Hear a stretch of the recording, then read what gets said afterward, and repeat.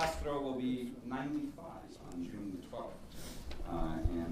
So hopefully we can all celebrate on his behalf. All right, so I just want to introduce our panels. We're going to do the town hall now. I have some questions that we've been gathering earlier, so we'll try to go through those. And I just want to go down quickly. In fact, what I'm going to do, because I don't have bios prepared, I'll call on you if you could please just give a quick 30-second introduction about who you are, and then spend a couple of minutes just sort of responding, if you would, to some of what you've heard today, just as a kind of overview, and then I'd like to go right to questions. So we'll keep this to just a couple of minutes each. First, David Selden, attorney, Cavanaugh Law Firm. I'm an attorney in the Cavanaugh Law Firm. Along with my wife, Julie Pace, who many of you know, we filed a lawsuit to challenge the constitutionality of the Arizona Employer Sanctions Law back in 2007. And that's the case that has now worked its way up to the Supreme Court. It was heard by the U.S. Supreme Court in December, and we're waiting for the decision any time now. It'll have to be before the end of June. So we're cautiously optimistic. If the court rules in our favor, it will certainly be a very bad omen for SB 1070. There are some narrow legal grounds on which the court could rule against us that would still not provide hope for SB 1070 if it were to reach the Supreme Court. And our overriding philosophy, we represent employers in all kinds of employment matters, but in particular in immigration compliance matters, and that is defending against ICE reviews, in some cases cooperating with ICE, defending against raids by the sheriff when the sheriff does his worksite raids. There was reference this morning to the fact that there have been 3 prosecutions under the Legal Arizona Workers Act. 2 of them were uncontested. The county attorney racked up the tremendous victory of getting an agreement to suspend a business license for a company that was already out of business in the first case. In the second case, they got a Subway franchisee to agree not to be open on Christmas Day and I think Thanksgiving Day, the only 2 days that his franchise agreement did not require him to be open. And so they probably closed on 2 days where they would have lost money anyway. And then in one case, they are prosecuting it, we are contesting it, and in fact, I'll be filing a brief in that case this week, challenging the constitutionality on due process grounds of what has occurred in that case. And it is in fact a shocking story in terms of the way the Maricopa County Sheriff's Office went about raiding a business. You would have thought they were Navy SEAL Team 6, and this was Osama bin Laden's lair in the way they went and segregated the employees and lined up all the Latinos on one side of the room and the white guys on another side, and went through a whole separate differential screening process, etc. But at any rate, the thrust of what we're doing is to try to tee up the issue that immigration, as we've all discussed today, needs to be resolved in a comprehensive way on a federal level, and that if the states are precluded from taking action in this arena, it will in essence force Congress to do something. If in fact states like Arizona are free to do the kinds of things they're doing, it relieves the pressure on Congress to do something comprehensive and wise until such time as we have so much chaos from 50 different state policies, an infinite number of local policies, that Congress then has to come in and try to bring some order from the morass. So that's what obviously we hope will happen in the employment arena as well as in other aspects of immigration law. Just a couple comments on the thrust of the comments today. I will be very, very brief. I think today's program is kind of a situation of good news and bad news. The good news is that we've had a very constructive day with a lot of information and views exchanged in a positive and rational way. The bad news is there's probably been more thoughtful information and dialogue in this room today than there was in the Arizona legislature all session. And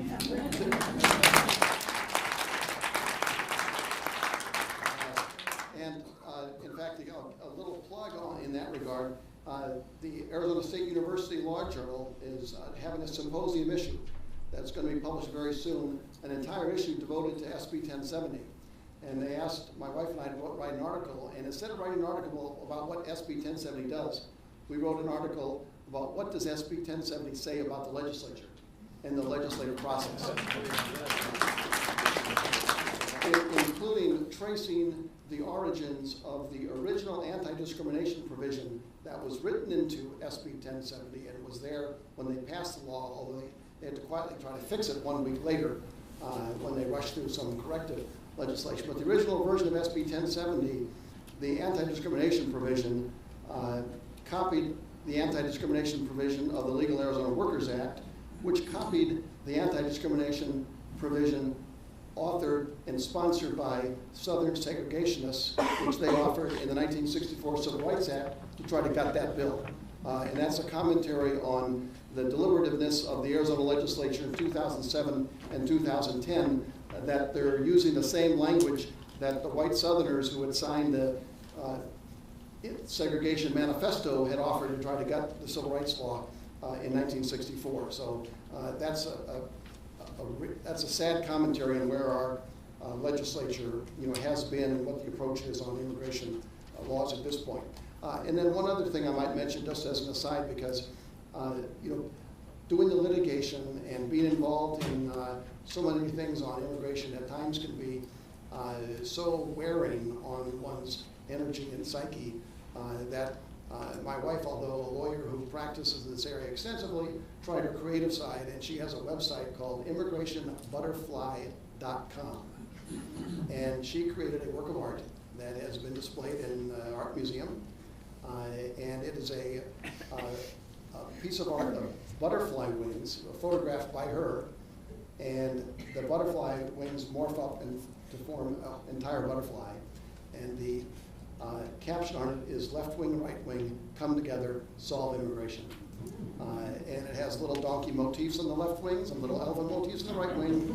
And we went to Washington this year. We delivered one of those posters to every single member of Congress and every Senate office to try to get the word out and try to push a positive dialogue as part of an effort with the Chamber of Commerce. And this is one of the kinds of efforts that we really need to get a solution instead of the normal kind of dialogue. And my final little opening comment is the constructiveness and thoughtfulness of the dialogue today, I think, is a testimony to the people who are here, both in the audience and the people that Todd Lanford has lined up. So it's a reflection both on the people who are here, and it may also be a reflection on some of the people who are not here.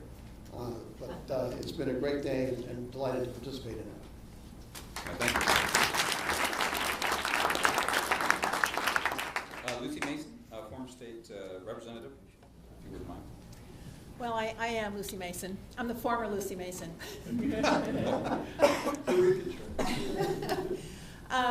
Legislator for District 1 for 8 years. One of the things that we've been dealing with, and I think is truly a problem, is term limits. And you just don't have, and I know former Representative John Laredo, who I've worked with and had a pleasure to work with for 4 years, alluded to this a little bit earlier, and that is that we simply do not have the skilled and true statesman-like people still remaining at the legislature because of term limits. It seems like the new versions of the legislatures and legislators are more interested in running for a leadership position. Leadership meaning in their perspective and in their ideology is that they want to be boss. They want to be in control, they want to control you, and by golly, if you don't march lockstep with those people, you are going to be intimidated and threatened, and I mean, it's pretty bad. However, I never let that stop me, and some of you who know and have followed me know that I have always been a champion for what I thought was right, and I like very much working with the far right, the far left, the middle, creating those relationships, because building those trust relationships is how you get things done. And also in terms of, speaking of solid protocol and rules and things that create an ethical and higher-minded, solution-oriented process. And we've lost it, and I've watched that just go degrade over the last 4 years, and it's amazing, because what's happened now is new legislators have come in, they see how the processes and the lack of processes are being run controlled by leadership, and they think that's the way it is. So unfortunately what we have now is really bad behavior culturalized in the legislature. Now, I was looking around here, and David just alluded to who's not here. Our legislators are gone. I'm the only former one left, or even person that's serving currently. I would stay regardless of whether I want to stay or not. Look, I want to tell you, I worked very hard on water issues and energy issues, and I worked for years on immigration issues, starting in 2005. And I was so pleased to see this last year the business community really get involved, and kudos to Glenn Hammer, who really got attacked at the jugular this year by a number of people on the Appropriations Committee in the Senate. I was there watching his presentation, and it was absolutely music to my ears. But what are we responding to here?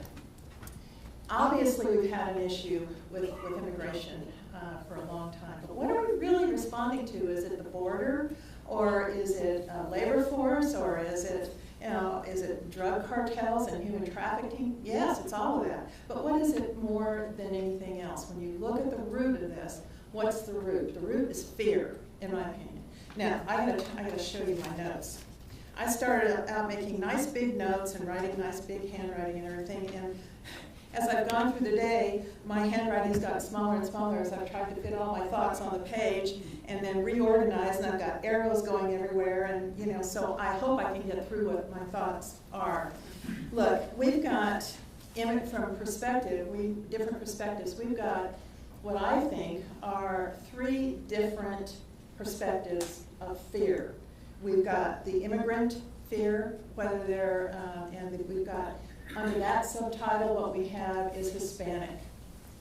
We have Hispanics who have been essentially targeted in this state. And so the people who are here legally and illegally share a common fear of law enforcement. So what does that do? That opens up an avenue for the illegal crime, for the criminals, for the coyotes who come in and they go into neighborhoods and they flat out intimidate every single person in that neighborhood, whether they're legal or illegal. If there's a person who is there illegally, who lives in the neighborhood, who's been there for 3 or 4 generations and is a legal citizen of the United States, if that person or those persons report to law enforcement that there is an illegal activity going on in that community, those people, the legal or illegal persons in that neighborhood, have to fear for their lives. It doesn't matter their legal status, because the coyotes are going to come after them. And so they have to live as peacefully and as possible, and they're usually quite poor. There's a few communities around just Phoenix that are pretty good sized, that those people live in fear from law enforcement and from the criminal activity that can go on in their neighborhoods. One of the things that we tried very hard, and this was my piece in 1070, is I was trying to, and what ended up happening in the bill is that I got a piece of an amendment in there at the very last minute that would protect those people in those neighborhoods if they had a problem, if there was a report that they needed to give of criminal activity in their neighborhood, that they could do it without fear of reprisal from law enforcement, of either being deported or suspected of being there illegal and having to go through the legal process. Those people would be protected so that they could report to law enforcement the problem that was going on in their community, the criminal activity. This helps to arrest, if you will, a lot of the drug and human trafficking that exists. Now, is this a perfect solution? Does it work all the time? No, because fear still exists. Even though the law says this now, do our folks in the neighborhood know this? No.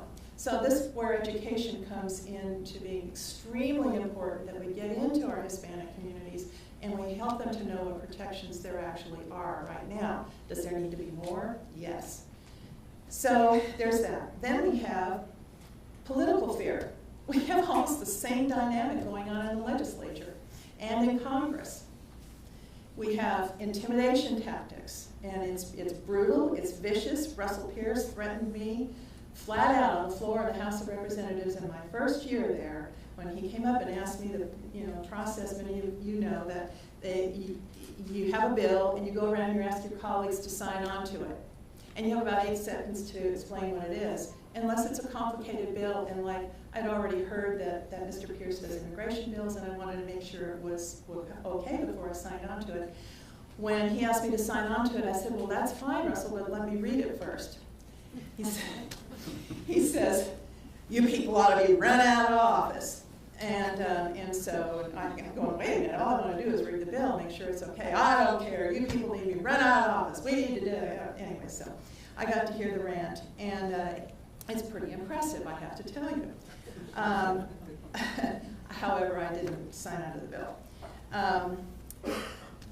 Political fear is really critical to get over. We've got to elect people that are fearless and that do not take that political wind that's been talked about all day today so seriously that they only think about, oh, I just need to get reelected. Well, if you're going to be fearful, why would you want to be reelected? If you're going to walk lockstep and not pay any attention to what the words say on the page, and be frightened, so that all you do is you just follow along with whatever leadership tells you, you're an empty seat. Why are you there? You know, we have microphones at our desks on the floor in the House of Representatives and in the Senate. And those microphones are there for a reason, and that's to be able to get up and stand and defend your bill or point out a problem on other bills and have that debate open and public. And what you have is people sit there with their hands folded, and they know that they're about ready to vote for a bill that absolutely stinks. And the leadership goes and presses the green button, and so everybody goes, okay, they press the green button. Now, if a Republican, under Republican leadership, votes no, oh, okay, now we are, well, and I've been called this so many times, oh, Lucy, you're just a rhino, Republican in name only. You are a moderate. I hate that word. Moderate, what does that mean? That means nothing. That doesn't do anything. When a person votes their conscience, when they vote what they know, and they've read the bill, and there's an issue that they can't stomach, they better stand up and say something. We have, unfortunately, right now, I'm being very blunt, we have legislators that are still in that very new phase, and they're scared to death. They want to be reelected. That's not the most important thing. We've got to vote people, and we've got to pay attention. When we engage in the voting process, we've got to pay attention and work for those people that have had the courage. We had 2 of them up here today. John McComish was here today. There were 12 people in the Senate that voted against Russell Pierce's 5 immigration bills, and they have really been getting a lot of heat from the far right. One of them is my former seatmate, and that's Senator Steve Pierce. He's been being called every single name in the book. He is a great conservative guy. He's a great rational guy, and he works very, very hard for all of us. He's a rancher, but he works very, very hard for all of us. And he's fearless. Last thing, citizen fear. Citizens are fearful. We're fearful because, well, now we have a bill we don't understand, we don't know. I mean, I've got it here. We ought to get you all copies. We've got 1070. We've got other bills that are out there that we're worried about. We've got our Hispanic citizens that we're worried about, and they're worried they have their issues just like anybody that has white skin in this room. We have farmers that are worried. We have laborers that can't, that are having to go elsewhere, and we have cattlemen, and we have all these industries that need this workforce in our Hispanic community and other immigrant communities. And yet, we're worried about our businesses. There's a lot of fear out there. So I just want to say, my last line here is that we've got to get together and educate ourselves and educate the various citizenry and the various businesses that are not here today. And passing another law isn't going to do it. We've got to engage. We heard that earlier today. What does engage mean? I hope that we have started to define what that word means too. Thank you.